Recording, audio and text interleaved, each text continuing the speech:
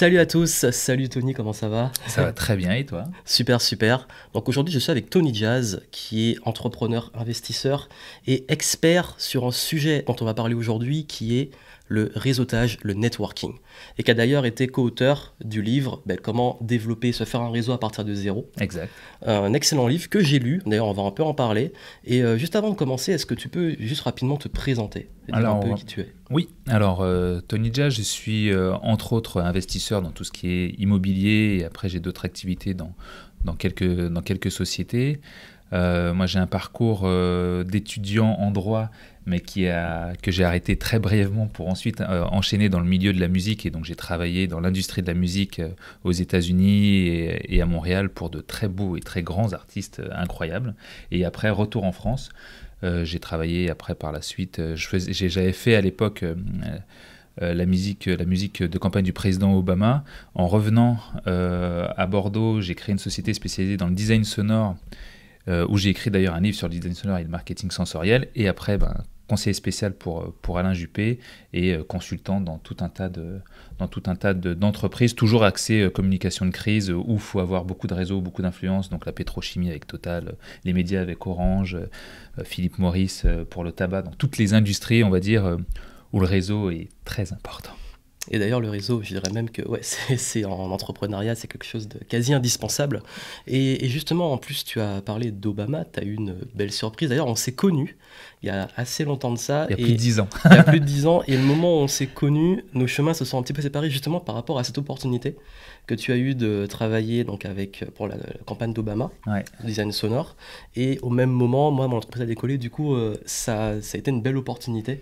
Et d'ailleurs, on va y revenir, comment il a fait pour rentrer en contact avec des personnes ultra influentes en politique, aussi comment tu as pu intégrer donc, des événements comme TEDx, Ouais. Maison Blanche, Obama, etc. Ouais, absolument. Ça, vous allez voir, ça va être super intéressant. Et juste avant de commencer, j'aurais une petite question, c'est est-ce que pour toi c'est quelque chose, parce que le réseautage ça demande quand même certains savoir-faire, savoir-être, est-ce que pour toi tu penses que c'est inné ou c'est quelque chose que tu as développé avec le temps? Alors moi, c'est quelque chose que j'ai absolument développé avec le temps, parce que je suis quelqu'un d'extrêmement timide. Ça ne se voit pas quand les gens me connaissent un peu, ou quand les gens me voient, en tout cas au premier abord, ça ne se voit pas. Mais pour tous ceux qui me connaissent véritablement, tout le monde sait que je suis quelqu'un d'extrêmement timide, je parle peu, je ne sais jamais trop quoi dire à quelqu'un que je ne connais pas. Donc moi, c'est quelque chose que j'ai énormément travaillé. Et j'ai mis en fait en place quelques petites techniques, quelques petits hacks en fait, tout bêtement, hein, de façon à éviter à être un peu moins timide. Tu vois, j'ai travaillé ma diction, ma façon de parler, ma gestuelle, celle que je suis en train de faire qui devient de plus en plus naturelle. Parce que ouais, effectivement, moi je le sais et je le vois, certaines personnes ont beaucoup de mal à se créer un réseau, voire même à développer un réseau ou se servir de réseau par timidité, par peur de demander. Et moi, ouais, moi c'est mon cas. Et justement, selon toi, notamment pour ceux qui nous regardent, qui seraient peut-être timides, introvertis, d'ailleurs c'est aussi mon cas, ce serait quoi pour toi peut-être les 3 premières qualités, compétences à développer pour au moins commencer à passer ce cap de la timidité et de l'introversion? Alors, je pense que la première chose qui puisse être importante, déjà, c'est d'aller au contact des gens. Mais pour aller au contact des gens, si on prend l'exemple de briser la glace, par exemple, Oui. qu'est-ce que je vais dire à la personne que je rencontre pour la première fois? Ou je vous donne un exemple tout bête. On est à un cocktail, on a une table avec des petits fours, on a plusieurs personnes qui sont là, et moi je suis là avec mon verre et je connais personne, je ne sais pas qui aller voir, parce qu'il y a des petits groupes qui sont des mini-sociétés qui se mettent à parler. Donc toi tu dis, mais si je vais aller les voir, je vais les déranger. Et il y a cette personne qui est toute seule et je ne sais pas quoi aller le voir. Et en fait, je me suis rendu compte que la personne qui était de l'autre côté de la pièce et qui était aussi seule que moi se sent exactement comme moi. Oui. Et que en fait, d'aller la voir psychologiquement, elle se dit, ah c'est hyper sympa, il y a quelqu'un qui vient me voir. Donc en fait, on est accueilli dans un premier temps tout de suite comme quelqu'un de très agréable et qui sauve un peu la personne seule. Après, ce qu'il faut faire dans un deuxième temps, c'est travailler en quelque sorte son accroche. Donc moi, j'ai plusieurs hacks d'accroche. Je vais remarquer une montre, je vais remarquer une paire de chaussures, ou des fois, je vais arriver avec une petite blague.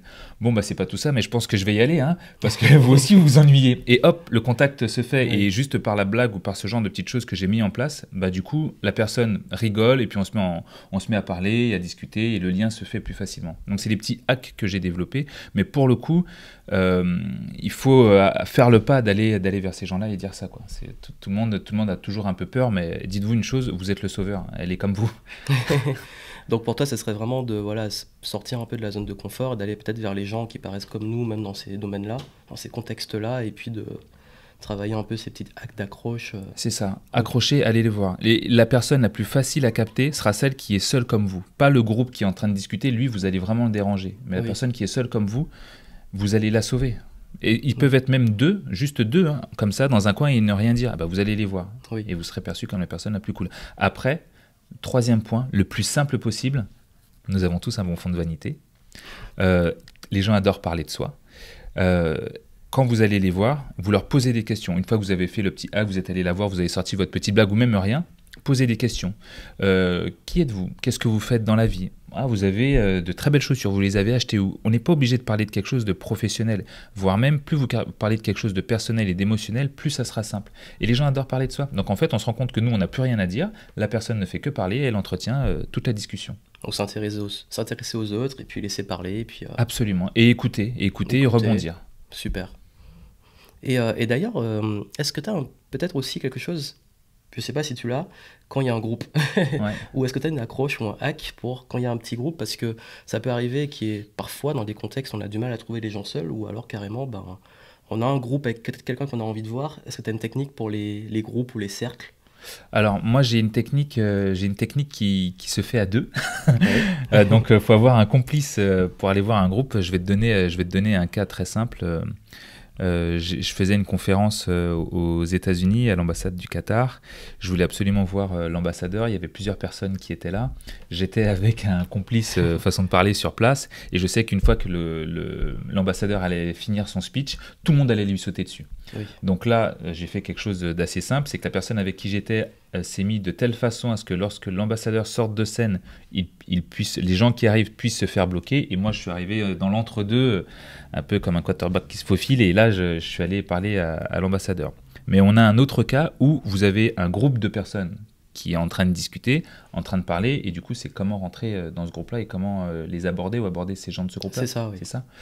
Là, ce qu'il faut essayer de faire, c'est de ne pas rentrer et ne rien dire. Parce que les gens vont se poser des questions et vous regarder en mode mais c'est qui lui? C'est qui ce mec qui s'incruste? Au contraire, il faut frapper un grand coup. Donc faut rentrer dans le groupe, limite en disant excusez-moi les gars, est-ce que quelqu'un sait où est-ce que je pourrais trouver telle ou telle personne? Ça par exemple, c'est un exemple. Bon, non, on ne sait pas. Ou bien, excusez-moi les gars, est-ce que vous savez si quelqu'un sait à quelle heure ça se termine ou ce qu'il y a juste après? Et là, en fait, toutes les personnes vont vouloir vous répondre. Ou peut-être les 2-3, et donc en fait ça c'est une technique pour intégrer un groupe et après vous dites ah bon bah ok, bon bah je reste 2 minutes avec vous, ce que vous dites a l'air hyper intéressant. Et en fait mieux vaut rentrer de manière brutale et de s'intégrer plutôt que de manière un peu lente et où les gens vont se poser des questions mais c'est qui cette personne, qui êtes-vous, parce que vous n'allez jamais être intégré. Donc en fait il faut tout de suite rentrer dans une conversation. D'accord, donc essayer, voilà, il n'y a pas peut-être de meilleure approche que d'autres, mais en tout cas, aller plutôt dans frontal là, faut être chercher frontal. à l'incruste. Ok. Ouais, voilà. Exactement, c'est exactement ça, éviter l'incruste. Et d'ailleurs, puisqu'on parle d'incruste, de petites erreurs, est-ce que pour toi, c'est quoi la pire des choses à faire dans une démarche de réseautage? Alors, la pire, la plus commune, celle que l'on voit tout le temps, celle que vous connaissez, celle que vous trouvez même le plus désagréable, elle est très simple. C'est la personne que tu ne connais ni d'Ève ni d'Adam, qui te dit bonjour, qui te serre la main, qui te dit voilà, je m'appelle un tel, je fais ça, voici ma carte de visite, je vends ça. Et en fait, elle vous laisse jamais en placer une, elle te donne d'entrée ta carte de visite, tu ne sais même pas qui elle est, après elle se présente, elle ne parle que d'elle. Et rappelez-vous de ce que j'ai dit tout à l'heure, les gens aiment parler de soi, donc mieux vaut que vous posiez des questions plutôt que vous racontiez votre vie. Et donc cette personne qui raconte sa vie, qui te dit ce qu'elle fait et qui ne t'écoute à aucun moment, ça c'est la pire erreur. Et après cette personne-là, elle finit généralement par « et vous faites quoi ?» Et bien toi, t'as plus envie de lui parler parce qu'en fait, il n'y a pas eu d'échange. Ça n'a été que dans un sens. Et donc du coup, là, tu peux être sûr que tu te fais blacklister. Oui. Donc là, ne faites jamais cette erreur. Voilà, d'arriver un peu en mode bourrin et parler de soi, s'imposer en fait. S'imposer, voilà. D'accord. Et justement, dans la démarche de réseautage, même quel que soit le contexte de réseautage, selon toi, parce qu'il y a peut-être, quand on pense réseau, on pense intérêt. Ouais. C'est-à-dire que si on est lucide, et d'ailleurs j'ai beaucoup aimé dans ton livre, il y a une approche un peu guerrière. Ouais. C'est-à-dire qu'il y a guerrier. beaucoup de références sur l'art de la guerre, sur les 48 lois du pouvoir, donc Robert Ouais. Greene, Sun Tzu et compagnie. Et des stratégies, donc celles que tu as parlé pour coincer la foule et tout. Et justement, comment arriver à... Parce que si on est, et il faut être lucide par moment, intéressé pour contacter une personne ou pour entrer dans un réseau, comment réussir à donner envie aux autres justement de s'intéresser à nous sans s'imposer, mais dans le sens comment on arrive à carrément, si on veut à la finalité, donner aux gens envie de nous aider. Ouais. Parce que si on est lucide, souvent quand on fait du réseau, c'est qu'il y a un intérêt derrière. Et comment on arrive stratégiquement à faire en sorte que les autres nous aident. Parce que c'est une question qui m'était souvent posée et qui, si on est lucide, qui est peut-être aussi dans certains cas, la finalité. Ouais. Comment faire en sorte qu'on ait quelqu'un en face de nous qui soit intéressant, très intéressant, généralement aussi plus important, c'est-à-dire qu'il ait fait plus de choses ou qu'il ait plus de moyens ou qu'il ait plus de réseaux. Comment faire en sorte que cette personne puisse se dire vous êtes la personne dont j'ai besoin, ou vous êtes la personne avec qui j'ai envie de rester en contact, avec qui j'ai envie d'être ami même parfois. C'est très simple, et encore une fois, ce n'est que de la psychologie humaine. Dans le réseau, il y a une grande partie psychologique. Et quand on maîtrise cette psychologie, on se rend compte, en fait, on arrive à penser comme l'autre. Parce que généralement, on pense de soi envers les autres, mais en fait, on arrive à penser comme l'autre. C'est très simple. Je me dis, toi, tu es une personne que j'ai toujours voulu rencontrer, et donc je veux absolument travailler avec toi. Seulement moi, je ne suis soit qu'un petit entrepreneur, soit quelqu'un qui débute, soit peut-être même quelqu'un de trop jeune. Oui. Et donc, comment faire en sorte de te donner envie ? Hyper simple. Je vais aller te voir et je vais me placer en tant qu'étudiant, en tant que personne qui a envie d'apprendre. Donc la première chose que je vais dire, c'est, voilà, alors pas la peine d'être flatteur pour rien, du genre j'adore ce que vous faites, j'ai toujours voulu être comme vous. On peut le dire, c'est sympa, et la personne le recevra très bien, on a tous un bon fond de vanité, comme je disais, donc les gens accueillent ça très chaleureusement.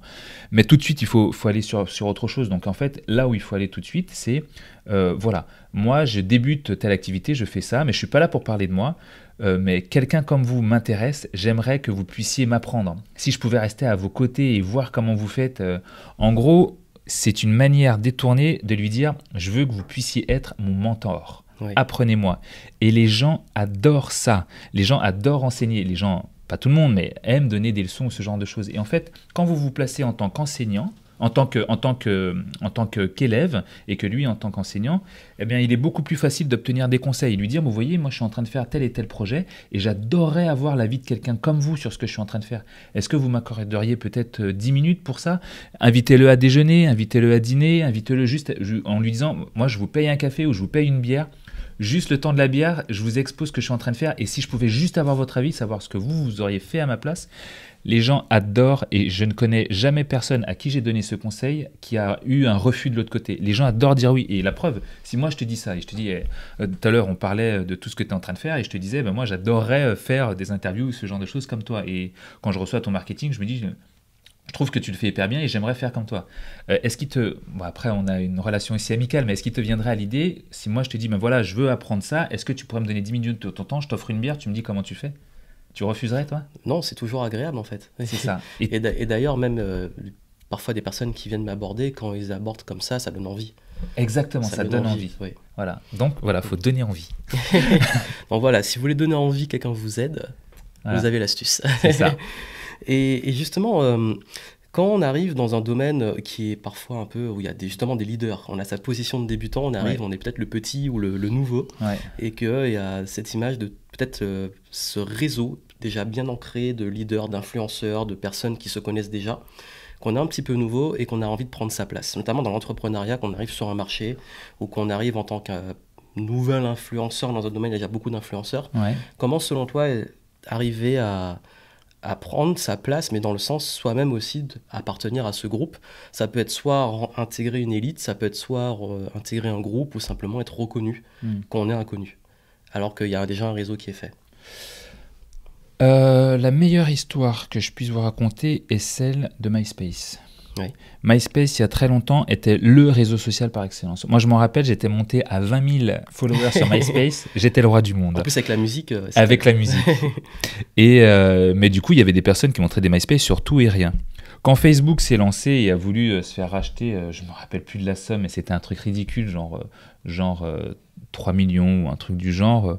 On a dit, oh non, mais ce réseau, il sera jamais bien grand. En fait, ce n'est pas parce qu'il y a un leader, ce n'est pas parce qu'il y a un monopole quelque part, qu'un jour, il n'y aura pas un nouveau qui pourra le détrôner. Ce nouveau peut être vous. L'autre meilleur exemple que je peux donner, c'est l'exemple de la calèche et de la voiture. Généralement, les gens le savent trop peu, mais en fait, la calèche a été inventée pour une chose très précise. Enfin non, la voiture a été inventée sur une chose très précise. C'est parce que la calèche posait quelques problèmes. Je vous raconte le problème dans une seconde.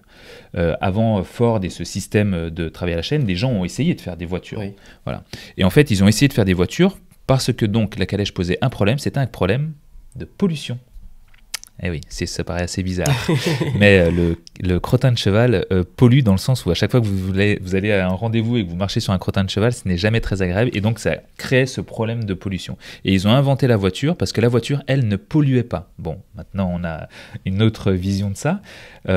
Mais là, à cette époque-là, les gens qui ont investi dans le cheval, qui ont investi qui ont fait du poulinage, qui ont fait du bois, qui ont fait de la construction, qui avaient investi énormément dedans, se sont dit non mais vos trucs de voitures en fer qui ont une autonomie de 2 km, ça ne va pas aller bien loin. Et en fait voilà, il est là le truc, c'est que généralement en arrivant dans un nouveau métier, dans un métier qui est déjà existant, pour sortir du lot, pour soit l'intégrer, soit être meilleur que ce lot-là, ce qu'il faut faire c'est innover. Il est inutile, il ne faut pas, enfin, on peut copier un système, faire exactement comme celui-ci, et puis on se mettra au rang ou en dessous des autres, mais on n'arrivera jamais à être au-dessus. Alors que si on essaye d'innover, de faire quelque chose d'absolument différent, eh ben là, on arrivera tout de suite à se placer au-dessus du groupe, parce qu'on va créer une sorte de clivage, comme la voiture et la calèche, et on aura de véritables fans à l'intérieur. Arthur Schopenhauer, qui a écrit un livre que j'adore, que je vous conseille, qui s'appelle « Comment avoir toujours raison ». J'adore ce livre-là. Il est un classique. Un classique. Il est fin comme ça, il se lit hyper vite, il est hyper intéressant. Il est un peu énervé lui aussi. Ouais, lui, il est très très énervé. Donc Arthur Schopenhauer donne une théorie qui est reprise par quelqu'un que j'aime beaucoup, qui s'appelle Idriss Aberkan, qui est que toute révolution ou toute chose que vous voulez faire doit passer par 3 étapes.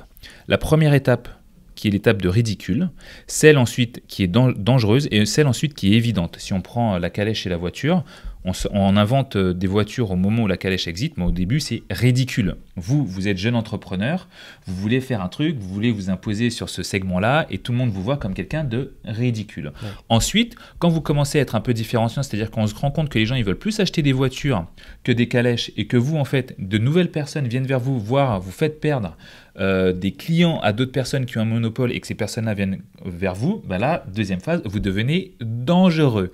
Et après, quand vous devenez vraiment important sur votre segment et que vous vous êtes imposé et que vous vous êtes affirmé dans votre innovation, à ce moment-là, vous devenez évident, comme la voiture aujourd'hui est évidente. Personne ne va prendre une calèche pour aller faire ses courses. Voilà. Et ben voilà, là on y est. Et en fait, pour être différenciant, quand on est sur un segment et qu'on veut, et qu'il y a déjà des personnes qui sont là, il faut essayer d'être le plus différenciant possible. Si on veut se placer au-dessus, autrement il suffit juste de copier et là on sera un égal. D'accord. Donc l'innovation, c'est important. Absolument. Et comme vous avez vu dans l'histoire de l'humanité, il y a toujours des innovations à apporter et chaque secteur se fait à un moment, je dirais pas forcément juste disrupté, mais se fait à un moment... chamboulé par l'innovation. Ouais. Moi, une chose que j'attends le plus, même si, je ne sais pas si ça pourrait arriver, mais à chaque fois qu'on s'est dit « Oh là là, Lycos, c'est le meilleur moteur de recherche », il y a des gens qui vont entendre Lycos et vont dire « C'est qui Lycos ?» C'est là où je me rends compte que je suis vieux. Lycos, c'est un moteur de recherche qui était encore plus important qu'Yahoo et qui était encore plus important que Google. Et aujourd'hui, c'est Google #1. Moi, j'ai hâte de voir qui sera le prochain Google, qui sera le prochain Amazon, qui sera le prochain leader sur le segment, quoi. Et comment il va faire ? Parce que moi, j'aime la stratégie qu'ils utilisent pour devenir le leader. Et j'aime bien voir ce petit cheminement, les stratégies par lesquelles ils passent. Et donc, un jour, Google se fera détrôner, Tesla se fera détrôner, Amazon aussi. Surtout qu'il y a 10 ans, ces boîtes-là, elles n'étaient pas au niveau où elles sont aujourd'hui. Absolument pas. Elles avaient leur propre concurrent. On ne sait pas ce qui est dans 10 ans. Il y aura. Absolument. Et si vous renvoyez ça à l'interview 10 ans après, comme quoi. J'ai hâte de voir. Ça sera intéressant. Ouais. et justement, en fait, comment on arrive, qu'on arrive, notamment quand on est nouveau, quand on est un peu le débutant, à être crédible. C'est-à-dire que c'est d'ailleurs beaucoup une question que me pose beaucoup l'audience, c'est le syndrome de l'imposteur ou la difficulté à être crédible, surtout quand on arrive tout jeune, tout frêle, ou peut-être moins compétent que d'autres. Comment on arrive à développer sa crédibilité? Alors, il y a une expression américaine qui est très importante, que j'aime beaucoup, que, encore une fois, je vais vous donner dans une seconde. Avant, il faut que je vous explique quelque chose. Nous avons une culture latine. Notre culture latine, qu'on soit croyant ou pas croyant, ça n'a aucune importance. Notre culture latine nous a inculqué quelque chose. Je prends l'exemple des Français. Des Français, des Portugais. Les Français, les Portugais et les Espagnols sont le meilleur exemple. Notre culture latine nous a empêchés ou nous empêche de dire moi je suis bon, moi je suis le meilleur, moi je suis hyper bon là-dedans, putain mais moi j'adore ce que je fais, je suis hyper bon, regardez comme je suis fort. On nous a empêché de faire ça dans notre culture latine. Si on regarde les Américains, ils ne sont pas du tout comme ça, ce sont les premiers à dire on est les rois du monde. Oui. Mais nous, notre culture latine nous a empêché de faire ça. Pourquoi ? Parce que dans l'histoire du monde, un Romain a crucifié un autre personnage de l'histoire en disant voilà, toi tu t'es pris pour Dieu, je vais te mettre sur une croix. Et en fait, c'est depuis là, et tous ceux qui ont cette culture-là, qui se sont fait après manger dans des... tous ceux qui étaient chrétiens ou autres, pour faire la référence, se sont fait manger dans des arènes, torturés par des gladiateurs ou bouffés par des lions. C'est-à-dire qu'on leur a appris, voilà, vous prenez pour Dieu, lui il s'est pris pour Dieu, on l'a crucifié, donc évidemment, donc du coup, en fait, de génération en génération, de passage en passage, qu'on soit catholique, chrétien ou peu importe, en fait, cette culture latine a fait son chemin. Et aujourd'hui, du coup, on comprend bien ce truc du il faut surtout pas se montrer un peu trop fort, un peu trop bon, il faut surtout pas le dire parce que c'est pas bien, d'accord ? Les Américains ne sont pas comme ça, les Anglo-Saxons ne sont pas comme ça, les Germaniques ne sont pas comme ça, seuls ceux qui ont une culture latine sont comme ça. Donc déjà, il faut se débarrasser de cette culture-là. Voilà, parce qu'elle va vous empêcher, elle va vous donner ce que l'on appelle communément des pensées limitantes. Pensées limitantes. Très bonne recherche à faire sur les pensées limitantes. Mais je crois que tu en as parlé une fois des pensées limitantes. J'en parle presque tout le temps d'ailleurs. C'est un gros sujet sur voilà, les entrepreneurs. Okay. Ça, je me disais bien que j'avais déjà vu ça dans ce que tu faisais. Je pense que ceux qui nous écoutent ou nous regardent connaissent le concept des croyances limitantes. Croyances limitantes. Voilà. C'est un concept assez connu en droit personnel. Ouais. Et donc ça, il faut déjà s'enlever cette croyance limitante de la tête. Donc ça, c'est le premier chemin à faire. Maintenant, le deuxième chemin à faire, je reviens avec cette expression américaine dont je parlais tout à l'heure, c'est « fake it until you do it ». C'est-à-dire, fais semblant jusqu'à ce que ça soit vrai. Imaginons que tu aies envie d'être le sportif le plus reconnu dans ton secteur ou dans ton sport. Eh ben, entraîne-toi tous les jours. Quand tu vas à la salle, c'est comme si tu étais déjà champion du monde, quoi. C'était comme si tu étais déjà champion olympique. Tu es un jeune entrepreneur ou un infopreneur ou tu as envie d'être auteur, eh ben, écris tous les jours. Et quand les gens te demandent, c'est pas parce que tu as écrit tes premières lignes hier, mais quand les gens te demandent, ah ben moi je suis auteur. Il faut vous mettre dans la peau de celui qui est. Là, je donne mon propre exemple.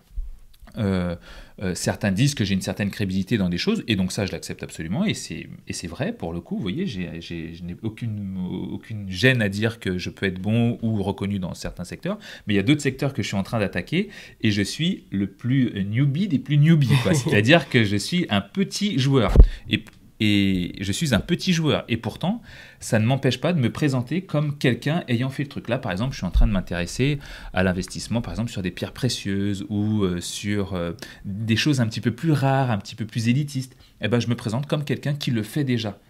Et en fait, psychologiquement, la personne en face se dit « Ah ok, donc même s'il débute, au moins il en est là. » Et en fait, c'est ça. Le secret, c'est là. Fake it until you do it. Faites semblant jusqu'à ce que ça soit vrai. Et les gens vont vous prendre au sérieux. Parce que si tu dis « Ah, je suis un débutant, j'essaye de faire ce que je peux », les gens n'ont pas envie de fréquenter des gens qui ont cet état d'esprit, quoi. Et ça, je sais que c'est le fake it till you make it, c'est un concept anglo-saxon, mais qui a beaucoup du mal à être accepté en France. Make it, ouais, c'est ça. Tu peux do it, make it, c'est en tout cas voilà. Et je sais que c'est un concept où vous ont beaucoup de mal parce que parfois on peut confondre avec le mensonge. Mais le but, c'est qu'on ne vous dit pas de mentir et prétendre être qui vous n'êtes pas. C'est que quand vous commencez, vous êtes déjà, si vous voulez devenir auteur, comme je dis souvent aux auteurs qui me suivent, si vous commencez à écrire, oui, vous êtes en train de devenir auteur, d'être auteur. Et je sais que quand j'ai commencé, ton conseil, d'ailleurs, quand on s'est connus, j'ai commencé à l'appliquer. Ça veut dire que je voulais à la base être consultant et entrepreneur. J'avais déjà ma boîte, même si j'étais en auto-entreprise, mais j'avais déjà ma boîte et j'étais déjà entrepreneur. Et je me disais pas, j'étais le petit débutant qui commence. Je disais, je suis consultant marketing et je suis entrepreneur et puis bientôt, je pourrais voyager, etc. Et le fait d'avoir incarné même, d'avoir commencé à voyager, d'avoir commencé à imprégner de ce lifestyle, ça m'a fait aller plus vite. et du coup, on se conditionne à être dans les résultats qu'on veut avoir. Donc je pense que en fait, le concept que tu donnes, il est très très très puissant, et si vous avez du mal à être crédible, incarnez le personnage que vous voulez devenir. Ouais.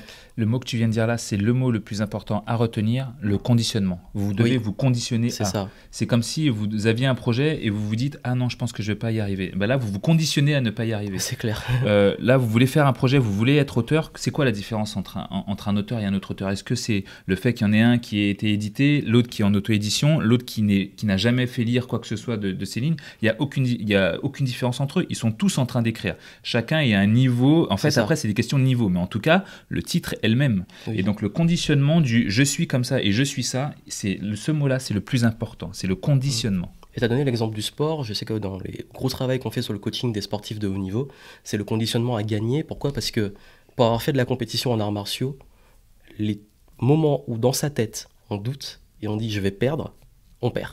Exactement. c'est dingue. Hein. En sport, ça en tout cas dans l'expérience personnelle que j'ai eue, ça a tout le temps arrivé.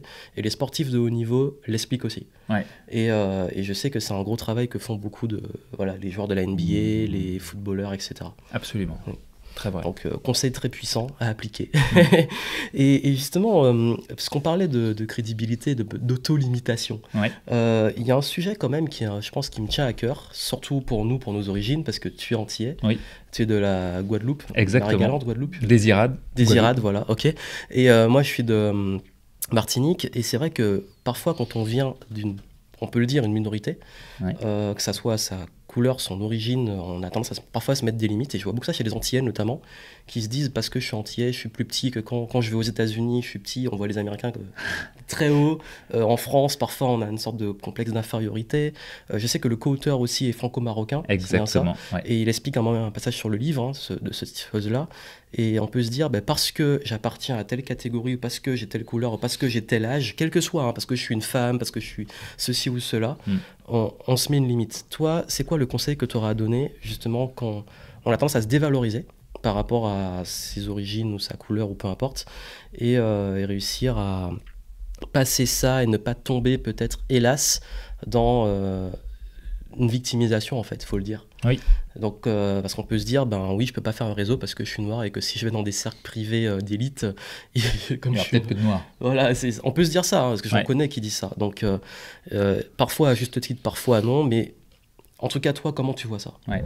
Alors, pour revenir juste sur la fin, sur certaines strates de société, on se rend aussi vite compte que l'argent n'a pas de couleur, et donc après, ta couleur n'a plus aucune importance à un certain niveau. C'est très fort, c'est que on dit souvent que c'est la couleur de peau, mais en fait, c'est la couleur de la carte de crédit. Oui, si elle est dorée, voilà. black... c'est ça. Normalement, plus elle est foncée, plus t'es important. Voilà. C'est ça. Donc là, déjà, on a un bon point, mais après, effectivement, le truc, c'est que quand on fait partie d'une minorité, c'est beaucoup plus compliqué. La chose que beaucoup de personnes oublient lorsqu'on fait un petit passage, un petit focus là par exemple, et c'est très bien de le faire sur les minorités, c'est que généralement là on va avoir des personnes qui vont avancer comme ça et qui vont dire moi ça ne me concerne pas. En fait ça vous concerne, je vais vous expliquer pourquoi. Vous pouvez être un homme dans un cercle de femmes, et donc du coup vous devenez une minorité. Vous pouvez, après ça peut être une question de genre, ça peut être une question d'âge, vous êtes le plus jeune, ce sont les plus vieux, ou bien vous êtes le plus vieux et c'est un groupe de jeunes. Vous pouvez être le blanc dans un groupe de noirs, le noir dans un groupe de blancs, vous pouvez être l'arabe dans un groupe d'indiens. En fait, on se rend vite compte qu'on fait tous en réalité partie d'une minorité. Dans tout contexte, on peut devenir la minorité. En tout contexte, on peut devenir la minorité. Et donc du coup, pour reprendre une petite anecdote, hier soir, je me retrouve dans un groupe d'avocats. Donc d'avocats, ce sont des juristes. Moi, je suis, si je devais me qualifier, je serais plus un financier. Et donc du coup, je me retrouve dans ce groupe-là, et ça parle...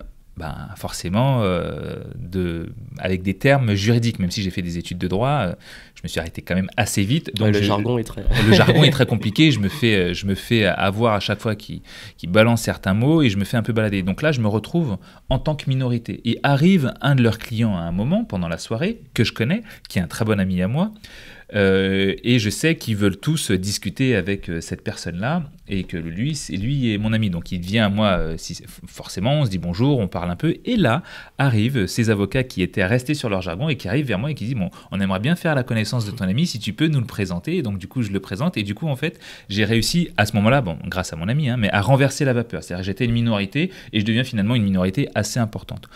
ce que je veux garder là, même si cet exemple est très particulier, c'est que peu importe la minorité dans laquelle vous êtes, vous avez forcément quelque chose que quelqu'un dans ce groupe-là recherche. Là, dans ce cas-là, c'était en réalité mon client. Beaucoup de personnes pensent que faire partie d'une minorité, alors ce que je vais dire là va paraître peut-être un poil utopique, mais il ne l'est pas. Moi, je viens du 93. 93, c'est un département où on ne côtoie que des minorités. C'est-à-dire que moi, mes amis étaient yougoslaves, étaient portugais, étaient espagnols, étaient algériens, étaient marocains, étaient wolof, étaient maliens ou sénégalais ou peu importe. Et donc du coup, j'ai vécu et j'ai grandi avec des repas différents, des fêtes religieuses différentes, avec...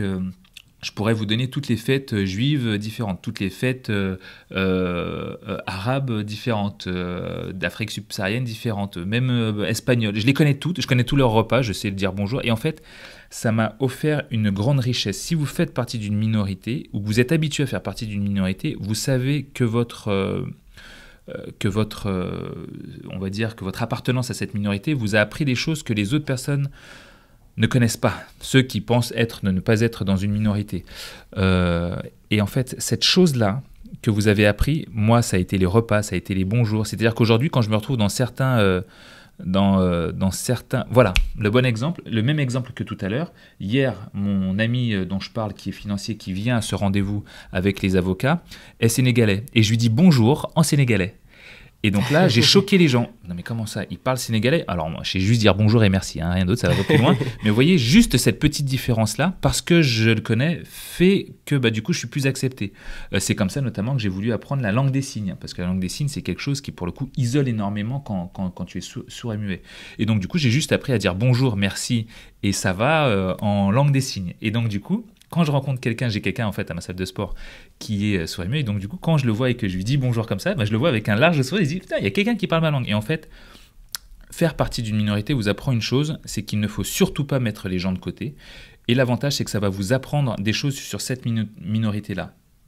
Et le dernier avantage à tout ça, c'est qu'à la fin, celui qui se dira ne pas être dans une minorité et qui n'a aucun intérêt à apprendre tout ça, lui, en fait, perd du temps et perd de l'apprentissage. Et vous, ça vous donne un temps d'avance. C'est peut-être ce qui fera que demain, vous allez avoir un contrat parce que la personne qui va signer ce contrat-là parlera une langue, fera partie d'une minorité que vous connaissez et sur lesquelles vous allez pouvoir échanger. Donc en fait, c'est une richesse extrême. Mais j'ai bien compris la question, quand nous, on est victime de ça, comment faire ? Là, il faut juste avoir de la grandeur d'esprit et de se dire que le monde est amené à être mondialisé. Là, il paraît-il que dans 15 ans aux États-Unis, il n'y aura ni blanc ni noir, il n'y aura que des métis. Donc ça va faire bizarre à certaines personnes. Oui, c'est sûr que après dans le monde dans lequel on vit, les catégories et les trucs, ça n'a plus de sens tellement il y a une richesse. Mais bien sûr. Dans une ère mondialisée, ça n'a plus de sens de rester coincé dans un état d'esprit moyenâgeux. Surtout que moi, avec ma tête, un nom chinois, mes origines et tout, c'est un beau bordel.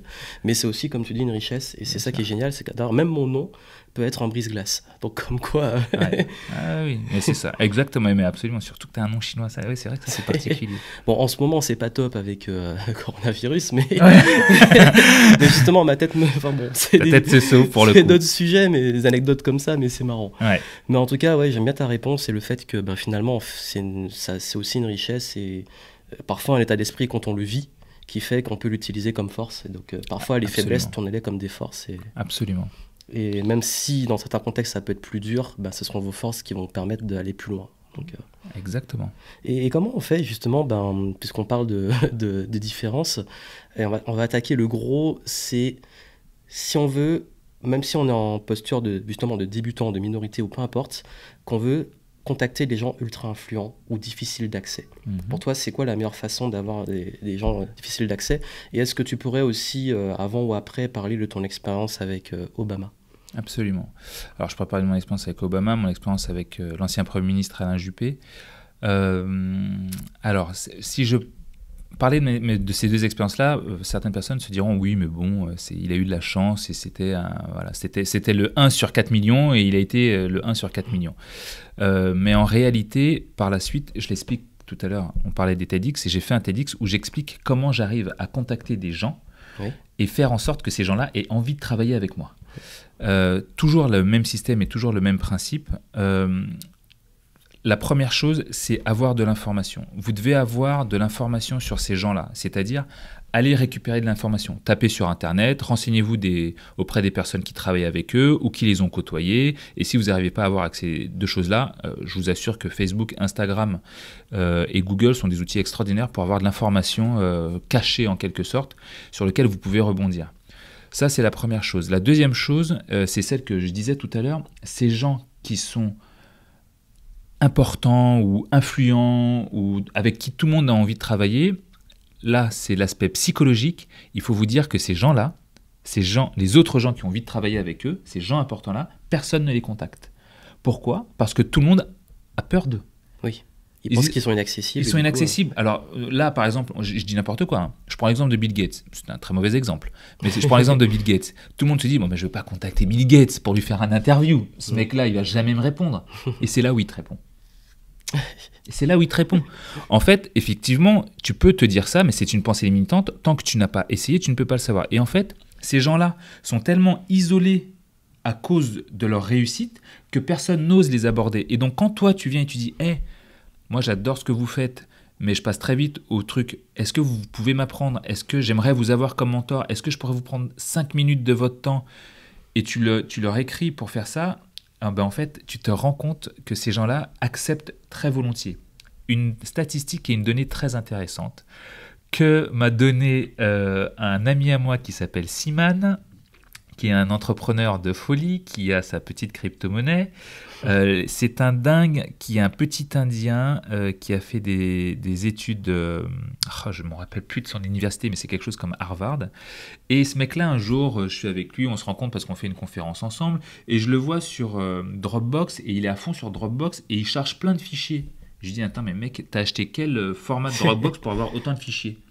Et en fait, il m'a juste dit, ce que j'ai fait, c'est que j'ai écrit au PDG de Dropbox et je lui ai dit, est-ce que tu pourrais me donner un accès illimité à Dropbox en termes de gigas ? Parce qu'en fait, j'en ai besoin. Et il a tourné ça en forme de blague, en fait, son mail. Et il a reçu une réponse qui dit, ok, tiens. Et il a eu un compte illimité Dropbox. Et là, je lui ai dit, non mais attends, mais comment t'as fait ça ? Et là, il m'a donné la statistique qui me sert le plus aujourd'hui. Il m'a dit, Tony, 90% des gens à qui tu envoies un email le lisent, mais ne vont pas forcément y répondre. Mais tout le monde lit le mail. Selon ta manière de tourner le mail, la manière d'apporter et de dire les choses, tu auras une réponse ou pas. Et donc, si tu n'as pas de réponse, c'est que tu as mal tourné ton truc. Et là, je me dis, mais oui. Et en fait, du coup, aujourd'hui, je me retrouve à réfléchir énormément pour faire mes mails, de façon à ce que ce soit le plus marrant ou le plus accrocheur possible, pour que la personne ait envie juste au moins de me répondre. À partir du moment où tu as la première réponse, après la suite, c'est bon, c'est validé. Donc en fait c'est ça, après trouver les mails des personnes importantes ou influentes ou autres, il y a les réseaux sociaux, et après si tu as le nom d'une personne dans la boîte, c'est simple, tu as le nom de l'autre personne aussi, il y a des petites techniques toutes bêtes comme ça. Le truc le plus dingue que j'ai fait une fois, c'est que j'ai pris l'adresse de la boîte et j'ai envoyé avec tous les contacts, tous les noms des gens de la boîte, tous les employés, j'ai eu la bonne personne. Ah, voilà. Mais en fait c'est vraiment une question d'audace en fait. C'est absolument une question d'audace. Mais bien préparée dans la façon d'amener les choses, c'est juste l'audace. Et si le message n'est pas bon, c'est sûr que... Oui, il faut faire ça proprement. Avec les conseils que tu avais donnés au début, d'ailleurs. Exact, c'est toujours comme ça. Et ça fonctionne systématiquement. D'ailleurs, moi-même, les mails auxquels je réponds, d'ailleurs, j'en vois beaucoup auxquels je n'ai pas le temps de répondre, ou je ne réponds pas parce que je n'ai pas envie, ou c'est mal amené, du coup, ça ne donne pas envie de répondre. C'est ça. Ceux auxquels je réponds, c'est justement quand c'est bien amené, c'est bien tourné, et je vois que la personne s'intéresse vraiment, en fait. Ouais. Qu'elle a pris le temps de s'intéresser. Et absolument. Ça, c'est... Et même par marque de respect, même si c'est un refus, je vais répondre parce que j'ai vu qu'elle a pris le temps. Exactement. Parce qu'elle a fait un petit effort. Donc, même si c'est un refus, Oh, j'ai une anecdote là-dessus. Mais j'allais te demander si tu as une anecdote intéressante à partager. J'ai une super anecdote là-dessus. Un truc incroyable. Il y a... c'était juste après notre rencontre, on va dire 2 ou 3 ans plus tard. Je souhaite m'acheter une voiture. C'est pas une grande... C'est une voiture allemande. Je ne vais pas donner de marque pour ne pas faire de pub inutilement, mais... Quoique, c'est une voiture allemande dont j'ai fait la couverture du magazine. Donc, ils m'ont fait une belle couverture, donc je peux dire que c'est la marque Audi sans dire que c'est la marque Audi. Et moi, j'assume que c'est une de mes marques préférées. Donc voilà, ça va. Et en fait, je voulais acheter une petite A3. Alors, le truc tout bête, donc c'était il y a plus de 10 ans, j'avais un budget qui était même pas de 6 000 €, donc tu vas pas très loin avec 6 000 € quand tu vas acheter une Audi. Hein. Et moi, je voulais une boîte auto, je voulais du cuir, je voulais qu'elle soit noire et tout ça. Et le truc, c'est que je fais ma recherche sur toute la France pour en trouver une. impossible de trouver une boîte auto, cuir, machin. Bon, je me dis, bon, bah attends, mais c'est pas possible. Je me dis, là, moi, en tant que chef d'entreprise, je me dis, comment se fait-il que le PDG d'Audi, j'étais un peu fou, hein, je suis toujours resté un peu fou, comment se fait-il que le PDG d'Audi n'ait pas pensé à mettre assez de voitures sur le marché qui répondent à ces critères-là? C'est quand même le truc le plus basique possible. Qu'est-ce que j'ai fait? J'ai recherché son nom, j'ai trouvé son nom, j'ai trouvé le nom, le mail de plusieurs personnes qui bossaient à Audi, j'ai vu comment se construisaient les mails, et je lui ai écrit un mail en lui disant... Bonjour, je suis un acheteur, je souhaite acheter une voiture. Regardez mes recherches, je ne trouve quasiment aucun véhicule ou bien ils sont beaucoup trop kilométrés. Je pense que vous n'avez pas mis assez de voitures sur le marché. Est-ce que vous avez quelque chose, une astuce ou un réseau par lequel je pourrais trouver cette voiture? Maintenant en Europe, vu qu'il n'y en a pas assez en France. Je me suis dit, ce mec ne va jamais me répondre. 2 semaines plus tard, je reçois un email de son assistante qui me dit « Monsieur PDG a bien reçu votre email, il l'a lu avec une très grande attention, il souhaite vous dire qu'il y a effectivement une voiture qui répond à ces critères-là dans notre réseau, malheureusement elle est verte, c'est pas la couleur que vous cherchez, mais en fait j'ai reçu une réponse. Mais j'ai écrit ce mail-là pas pour pouvoir me défouler, mais parce que je me suis dit je dois donner une information à ce PDG, c'est hyper important. » Et en fait, j'ai été hyper surpris de recevoir une réponse. Et en relisant mon mail, je me suis dit, bon, mon mail a été écrit de manière tellement sympa que c'est normal qu'il m'ait répondu. Oh, c'est intéressant. Et d'ailleurs, comment tu as pu bosser avec l'équipe d'Obama? Alors, d'une manière absolument très simple et anodine, la petite histoire de là-dedans, c'est que quand je suis arrivé au Canada, tu as vécu là-bas? Oui, j'ai vécu à Montréal et en fait au début j'étais en PVT Working Holiday visa et je donnais des cours de français à des anglophones. Et donc il y avait tout un groupe de nanas à qui je donnais ces cours, mais en cours particuliers. Et chacune au fur et à mesure est venue me voir en me disant bon, Tony, je vais partir, je vais aller aux États-Unis pour travailler avec un mec qui veut devenir président. Il faut savoir que les Canadiens sont très attachés quand il y a une présidentielle américaine. Pourquoi? Parce que leur seule frontière, c'est les États-Unis. Donc tout ce qui se passe aux États-Unis, ça les impacte énormément. Donc voilà, donc nous ça nous paraît un peu bizarre, mais eux c'est absolument normal qu'ils s'impliquent dans la campagne américaine.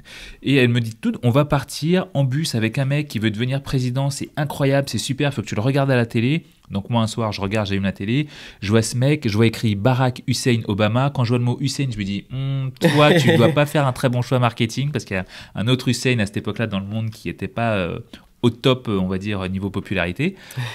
Et donc je regarde cette émission et je me dis putain mais le mec est vraiment vraiment très bon, parce qu'à cette époque-là quand je vois toutes ces nanas partir en bus avec lui, je me dis ce mec est un gourou et il va faire n'importe quoi avec ses filles. C'est un phénomène qui est très courant aux États-Unis. Et donc du coup au fur et à mesure je me dis non mais quand je me rappelle de ce débat CNN avec Hillary Clinton, Barack Hussein Obama, et à ce moment-là je me dis quand Hillary Clinton parle anglais je comprends rien. Quand Barack Obama parle, j'ai l'impression qu'il parle français tellement c'est clair, tellement limite ça chante en fait. Et à cette époque-là, comme j'avais énormément accès au studio d'enregistrement par rapport à tout ce que je faisais, les filles reviennent me voir et me disent Tony, on cherche quelqu'un pour nous faire une musique, est-ce que tu pourrais nous faire un truc pour la campagne et tout ça? Donc moi j'ai tellement adoré ce gars, je le trouvais très proche d'un autre que j'avais beaucoup aimé qui s'appelait Martin Luther King, et du coup je me dis bon, bah, je vais faire un truc pour vous. Et en fait c'est comme ça que j'ai été amené à créer cette musique-là pour le candidat qui est devenu le président. Comme quoi. Ouais. De réseau en réseau, de personne en personne. Ouais. On est juste resté en contact. Et d'ailleurs, comment tu arrives à entretenir ce réseau? Comment tu arrives à intelligemment à entretenir un réseau que tu te crées avec tout ce qu'on a partagé? Comment tu arrives à... Si tu as un petit conseil pour... Ouais, alors le premier conseil que je pourrais donner pour entretenir ce réseau, bon, il est double et il est même, je pourrais même parler de façon intéressée.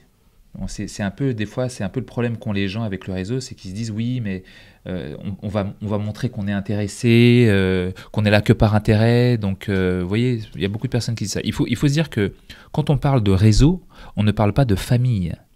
Donc, quand on est avec sa famille ou ses amis, on n'est pas de manière intéressée. Oui. Ton ami a besoin de toi, tu vas l'aider.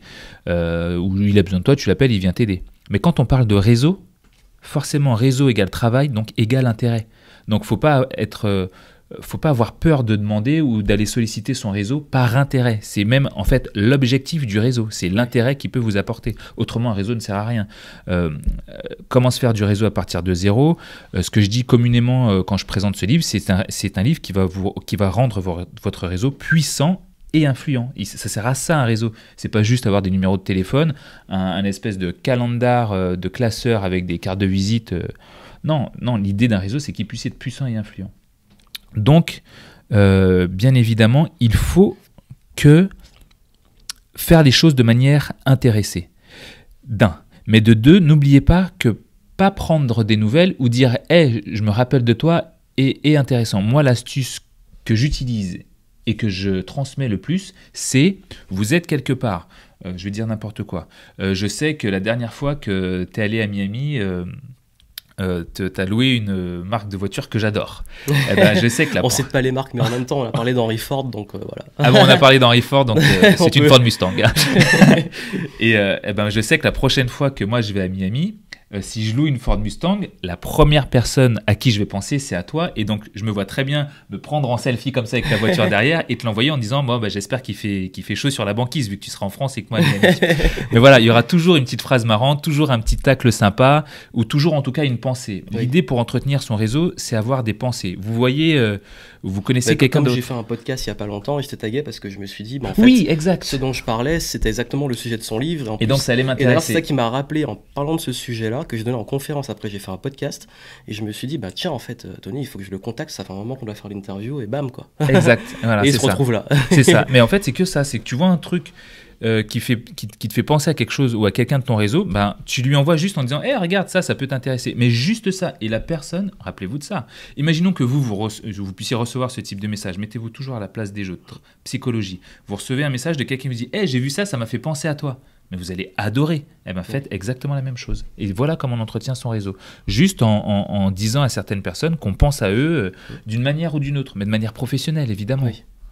Non, c'est vraiment intéressant et voilà, c'est pas obligé d'être un truc à chaque fois ultra formel. Oui, j'espère que tu vas bien. Sur quel projet es-tu en train de travailler ces jours-ci? Moi, je suis en train de faire ça. Non, ça ennuie les gens. Nous sommes des êtres humains, pas des machines. C'est ça. Et du coup, pour dernière ligne droite de l'interview, je voulais te poser des petites questions très rapides avec des réponses le plus succinctes possible. La première, c'est comment s'y retrouver entre le tutoiement et le vouvoiement. Le tutoiement et le vouvoiement. Alors, j'ai envie de vous dire, si vous êtes au Canada, vous n'avez aucun problème parce que tout le monde tutoie tout le monde. Hein, oui. Il n'y a pas de vouvoiement. Ce qui met aussi d'une certaine manière tout le monde sur un certain pied d'égalité. En France, c'est plus compliqué. En France, c'est plus compliqué. En France, nous sommes une vieille culture. Donc, du coup, il y a un respect de la tradition culturelle. Oui. Donc, du coup, forcément, quand vous ne connaissez pas quelqu'un, c'est la première fois que vous le voyez, même si parfois vous êtes dans la même tranche d'âge, on se vouvoie.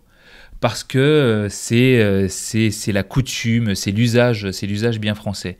Mais un truc tout bête, si vous voyez que la personne en face est sympa, qu'elle l'est avec vous, et que vous sentez qu'il y a quelque chose d'agréable, surtout, proposez-lui. Être le premier à proposer le tutoiement, c'est toujours hyper bien perçu. Est-ce que ça vous dirait qu'on puisse se tutoyer?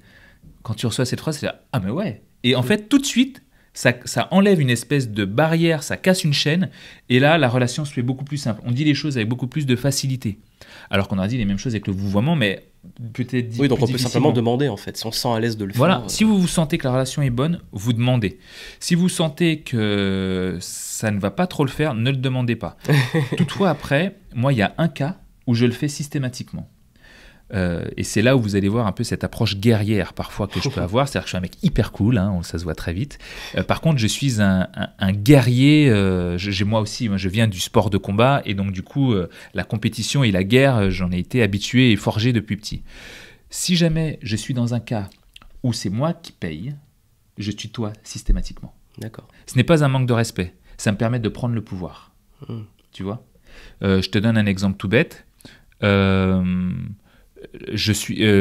Quel exemple je pourrais prendre? Après, il y a une façon de le faire. Il faut jamais être irrespectueux en faisant ça. Mais là, je suis en train de faire un investissement dans un truc sur des chevaux. J'achète des chevaux avec un autre gars et on va en acheter plusieurs auprès d'un gars. Donc c'est des sommes, il n'y a pas tout mon argent, il y a l'argent d'autres personnes, mais c'est des sommes extrêmement importantes. Et ben là, à ce moment-là, quand je les achète à l'autre personne et qu'on est en train de parler et discuter, ben je vais le tutoyer. Et je vais lui proposer, même s'il veut qu'on se tutoie, mais je vais moi spontanément le tutoyer sans rien lui demander. Ouais. Et en fait, psychologiquement, ça va me faire prendre Oui, parce que tu te mets en ascendant. posture un peu au-dessus. Je suis au-dessus. Ouais. Voilà, je paye, je suis au-dessus, donc du coup, je me permets. Mais sans manque de respect. Hein. Mais par contre, l'idée de ça, c'est de prendre le pouvoir psychologiquement. Oui, c'est pas ça que ça marche avec le banquier, c'est la première fois qu'on le voit. Non, avec le Si on banquier, est client. pas forcément. Pas forcément. Sauf si tu as quelques millions, là, Oui, tu là, peux mettre les pieds sur la tutoyer tout table. le monde. Et d'ailleurs, justement, en parlant de pieds sur la table, la transition, est-ce qu'il vaut mieux être soi, avec son style, ou s'adapter au code? J'ai fait exprès de poser ces questions qui sont un peu polarisantes, même si je sais que la réponse est plus nuancée, mais Ouais, la réponse est, ouais, pour le coup, très nuancée. mais c'est un vrai sujet. Est-ce qu'on est soi-même? Est-ce qu'on se met en... Voilà, donc on adopte les codes? Est-ce qu'on trouve l'entre-deux? Comment on gère Ouais. ça? Je sais que pour moi, c'est un truc très difficile, par exemple. D'être soi-même ou de se plier au code? De se plier au code. Pour toi? Ouais, pour moi, c'est dur. Ah, mais pour moi aussi. Hein. Ouais, pour moi, c'est extrêmement J'ai plus difficile. tendance à arriver en Jordan, casquette, mais il y a des, Ouais, mais il y a ouais. des contextes où on peut pas. Mais Ouais. Je me rappelle d'une chanson de Booba où il dit à l'intérieur j'arrive chez le concessionnaire, casquette, basket. Voilà. En gros, ça veut dire j'ai l'oseille et je fais ce que je veux. Et pour le coup, c'est lui qui a raison. Moi, j'ai envie de dire un truc. Franchement, hein, là, je préfère être moi-même que de me travestir en quelqu'un que je ne suis pas. Toutefois, si jamais vous êtes en demande, Oui. pliez-vous au code. Parce que ça sera juste plus facile d'accéder à ce que vous voulez. Ne mettez jamais trop d'ego. Mettez que l'objectif en vision. Jamais d'ego. Donc du coup, vous voulez accéder à quelque chose, il faut se plier au code. Ok, j'oublie mon ego, je vise mon objectif. Et là, vous vous pliez au code. Mais si, hors ça, restez vous-même. oui, Ne puis pas se d'ailleurs, travestir. c'est comme on dit, ça dépend aussi dans le contexte. Si tu es, par exemple, chez les autres, tu peux se plier au code des autres par respect, Bien sûr. mais tout en restant toi-même. Mais comme tu peux, si tu es chez toi, tu fais ce que tu veux. Ah oui. Et d'ailleurs, il y a un truc que j'aime bien, c'est qu'on dit souvent que Steve Jobs, il faisait des conférences en col roulé, etc. Mais en vrai, quand il allait voir les investisseurs et autres, il allait en costume, parce qu'il avait besoin. Ah oui, Donc, ben du voilà, coup, c'est ça. ouais. Tu t'y plies quand tu as un objectif. Tu enlèves ton ego de côté. Mais tout en respectant les autres et tout ça, si jamais tu restes toi-même. Mais ouais, ça, c'est en vrai, tout dépend de la situation. Oui. Voilà. Du moment Il qu'on faut n'a faire. plus rien à prouver, on n'a pas de besoin, là, on peut se permettre. Ah oui. Bah, quand tu t'appelles Steve Jobs, Oui. quand tu t'appelais Steve Jobs, là, tu fais ce que tu veux. T'es Oui. le roi du monde. Même Booba, bon. C'est clair, pareil. Quand t'es multimillionnaire et Mais que oui. célèbre. C'est clair. Et justement, bah, c'est quoi peut-être ton plus grand modèle, ton mentor? Est-ce que tu as quelqu'un que tu admires vraiment beaucoup? À part Obama? À part Obama, quelqu'un que j'admire vraiment beaucoup, en vrai, il y a plusieurs personnes. Ouais. Bah, des modèles comme ça qui te viennent. Des modèles qui me viennent, alors je vais te donner, ça va faire très minet de dire ça, mais en vrai, mais c'est un pur modèle, c'est ma mère. Ma mère Ouais. m'a appris énormément de choses. Ma façon de penser, d'être un peu hustler, d'être agile et un peu caméléon, c'est ma mère qui m'a vraiment appris à faire ça. Donc c'est mon premier modèle, parce qu'en fait je l'ai observé faire dans son travail, et j'ai dit ah ouais, je veux être ça. Tu vois, c'est vraiment ça. Après, j'aime beaucoup l'esprit guerrier, tu vois. Par exemple, j'ai fait beaucoup de boxe pendant des années, donc quelqu'un comme Mike Tyson ou Mohamed Ali, dans Ouais. sa façon de dire « je suis le meilleur, je suis bon, fake it until you make it », tu vois, tout ça, Oui. tous ces modèles-là, c'est des gens que j'ai beaucoup appréciés. Après, dans le travail, il y a des gens que j'ai plus ou moins... Je ne veux pas dire copier, mais dont j'ai utilisé la manière de faire. Je parlais de Booba tout à l'heure, c'est un excellent exemple. Beaucoup de personnes détestent Booba, mais est-ce que vous saviez qu'il était étudié à Harvard sur son système entrepreneurial? Est-ce que vous saviez qu'il avait... C'est un businessman. Hein, c'est un businessman, qu'il avait sa chaîne télé, son propre média, sa marque de vêtements, sa Il met marque en avant d'alcool. aussi, il a propulsé des jeunes rappeurs. Il Qu'aujourd'hui, propulse des il clash. personnes. Ouais, voilà. Mais c'est ça, en fait. Et du coup, je me rends compte, ah, ok, ce mec-là, il a diversifié son truc. Oui. Ce mec-là, il a compris l'importance des médias, l'importance d'avoir son propre média pour qu'on puisse parler de ça. Et du fait de ça, je me dis, ok, d'accord, donc il faut que je fasse des choses comme ça. Alors, l'idée n'est pas de copier, mais de s'inspirer. Oui, c'est sûr, un mentor, c'est un modèle, c'est une C'est ça. inspiration, on prend ce qu'on a à apprendre. Exactement. Et est-ce que tu as très rapidement une anecdote de gros fail de réseautage? Un moment où tu as vraiment fait une connerie, ou tu as peut-être un échec dans le domaine du réseau, un truc Ah que tu as ouais. mal fait. Ah, franchement, il y en a plein. Il y en a. Celle qui te vient, qui est la plus forte, et qui pourrait bien illustrer tout ce qu'on a vu. Celle qui me vient le plus spontanément, c'est celle c'est celle où, en gros, j'arrive dans un réseau de personnes qui se connaissent déjà. Je reste moi-même, et donc ça déplaît à énormément de personnes. voire même ils font tout pour me clasher, hein, très clairement. J'explique ce que je fais avec énormément de spontanéité, comme je le fais tout le temps, avec le sourire, avec mon truc, et en fait je me rends compte que ça ne leur plaît pas, absolument pas. Et en fait, en fait, je me suis dit, mais en fait, si je suis là, c'est pour ça, et je suis pas véritablement accepté par ce réseau à cause de ça. Et ça a été mon plus gros fail parce que je n'ai pas assez observé. Oui. Parce qu'effectivement, il faut rester soi-même et tout ce que l'on a dit, mais il y a un moment d'observation qui est essentiel, hein, de façon à être sûr de ce que l'on va faire après, du coup d'après. Et on peut être soi-même à différents degrés. Ça veut dire qu'on ne peut pas peut-être tout dévoiler. On est soi-même avec sa famille, comme on est soi-même dans le contexte professionnel, mais c'est différent soi. Exactement. Comme un diamant, c'est différentes facettes. C'est très très bien dit. Ouais. C'est très très bien dit, exactement. Différent soi. Donc je pense que c'est ce que ça t'amène de dire que voilà, même dans certains, quand on parlait des codes, on peut être soi, mais dans son soi professionnel. Ouais. Dans son soi, et parfois comprendre, observer qu'est-ce qui se passe et pas tout dévoiler et pas se mettre à nu comme ça. Oui, bien sûr. S'adapter, c'est ce qu'on apprend aussi en conférence, s'adapter à l'audience. Ouais, absolument. Ok, et si tu avais un livre à recommander, ce serait lequel? Sur quel thème? Bon, on va dire sur peut-être l'influence, justement. Sur l'influence, à mon sens, le meilleur livre qui est dans la lignée de comment se faire un réseau à partir de zéro, c'est... Oui, un meilleur livre à recommander à part celui-là, bien entendu. Oui, parce que celui-ci est exceptionnel. Je vous le conseille tous, en livre physique ou en e-book. D'ailleurs, il est très facile à lire et il est vraiment bien, je l'ai lu. Il est que dans la pratique. Il n'y a pas de théorie, c'est faites ci, faites ça, oui, tentez ça, tentez ça. C'est que de la pratique. Il y a les aspects pratiques, il y a une partie un peu interview où vous échangez entre vous, et il y a aussi exemple, application. Donc c'est ça qui est bien et ça va droit au but. Moi, je suis quelqu'un qui n'est pas fan de la théorie, donc il me faut des trucs à faire. Et un livre vraiment, moi, que j'ai adoré, qui est un grand classique, je vais peut-être me répéter avec 1 millier de personnes, c'est Comment se faire des amis. Oui, c'est la base. C'est la base. Mais franchement, ce livre-là, tu pourrais lire ce livre-là et après aller faire du réseau. Et comprendre en fait comment fonctionne la psychologie des gens et comment faire. Il est exceptionnel. Sur l'influence, à mon sens, c'est le meilleur livre qui puisse exister, c'est Comment se faire des amis.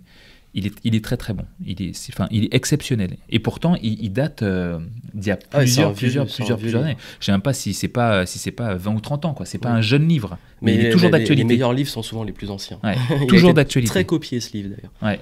Et c'est quoi, on va dire, la petite routine que tu as qui te tient vraiment en bonne énergie, enthousiaste, même aussi pour rayonner socialement? Tu as une petite routine à toi Ma petite routine quotidienne ou quotidienne, Ce que je fais tous les jours? Ouais, un truc que tu fais tous les jours et qui t'entretient dans une bonne énergie. Et qui m'entretient dans une bonne énergie. Alors c'est un truc tout bête. Parfois on a tous un petit moment de doute, de pas bien, de machin, et c'est normal, c'est ce qui fait de nous des êtres humains. Généralement, j'essaie toujours de faire moi du sport tous les jours, au moins un tout petit peu. Mieux vaut, il y a un homme qui disait mieux vaut faire un petit peu tous les jours qu'une fois dans l'année énormément. Et donc moi, quand en tout cas je veux me rebooster un petit peu et être bien, c'est que sur Insta, j'ai un espèce de petit album qui s'appelle Ça va aller. Et en gros, ce petit album Ça va aller, j'ai mis toutes les petites vidéos ou toutes les petites photos sympas, un peu émouvantes, un peu motivantes qu'il y a à l'intérieur. Et du coup, avant un rendez-vous, généralement que je sens compliqué, à part me mettre un gros son de rap, je regarde ce petit album, juste au moins, en fait, ce petit album-là va me permettre de rentrer en rendez-vous et d'avoir un sourire accroché, quoi. Pas forcé, mais accroché. Super. Et si tu avais un dernier conseil à donner à ceux qui ont écouté notre échange? Le conseil que je pourrais donner à vous qui nous écoutez et aux personnes et que je donne généralement à tout le monde, c'est quasiment toujours le même parce qu'on se retrouve toujours dans ce même cas. Lorsque vous avez une idée et que vous voulez faire quelque chose, faites-le d'entrée. Je vais expliquer très clairement. Et ne soyez surtout pas perfectionniste. Moi, c'est l'un de mes plus gros défauts, mais ne soyez surtout pas perfectionniste, c'est-à-dire attendre que pour faire ça. Voilà. Pour synthétiser très, très simplement, tout à l'heure, on parlait de cette interview qu'on allait être fait, je vois tout ton matériel, je vois tout ce que tu as là, et moi, ce que je t'ai dit, c'est, moi, j'adorerais faire aussi des interviews où j'adorerais faire exactement ce que tu fais. Le truc, c'est que j'ai pas un aussi bon appareil, j'ai pas une aussi bonne lumière, j'ai pas tous ces micros-là, et donc, je pourrais pas. Mais comme je sais que j'ai envie de le faire, eh ben, ça va passer par aller sur Amazon, acheter 2 petits micro-cravates à 20 €, les plugger sur mon iPhone, que je vais certainement accrocher à un petit trépied, et je vais faire ça de manière absolument artisanale. Mais au moins, je vais commencer. Je ne vais pas attendre d'acheter tout ce que tu as pour le faire. Et donc, pour tout te dire, d'ailleurs, même ça, c'est un peu même artisanal parce que c'est du matériel que j'ai mis là. Et on a fait ça un petit peu vite dans le bureau parce que c'était même pas prévu. Ouais. Mais clairement, voilà, j'ai dit, on fait une interview, on l'a fait, point barre. Et puis, et je sais que moi, mon but après, c'est d'avoir un studio vraiment avec les décors et tout. Donc, j'adorerais voir ça. Ouais. Ouais. Donc, comme quoi, il faut bien commencer, il ne faut pas attendre. Oui, c'est ça, mais au moins commencer. Le conseil, c'est commencer. Vous voulez être auteur, avant de dire que vous êtes auteur, comme tout à l'heure, attendez pas d'avoir sorti votre premier livre ou votre premier manuscrit. Non, vous êtes auteur et vous commencez même à écrire. Ouais. C'est-à-dire que si vous voulez le fameux, ce qu'on donnait comme conseil, le fake it until you make it, mais il faut au moins commencer à faire. Ouais, faut make it. Ouais, faut au moins make it un peu, quoi. Do it. C'est ça, exactement. Super conseil, bien dans l'esprit game entrepreneur. Yeah. Voilà, kiffer le game et agir. Et du coup, où est-ce qu'on peut te retrouver ? Alors, le plus simple pour me retrouver, le plus simple pour m'écrire, c'est d'aller sur Instagram, donc @Tony, T-O-N-Y, Jazz, J-A-Z-Z, comme la musique. Donc Instagram, je mettrai dans Tony les Jazz. descriptifs pour vous. C'est le plus simple pour me retrouver. Ok, merci beaucoup pour toutes ces pépites. Avec plaisir. Merci pour l'invitation. Voilà, et puis comme il vous l'a dit, do it, faites-le. À très bientôt, je vous attends. À bientôt, ciao. Au revoir.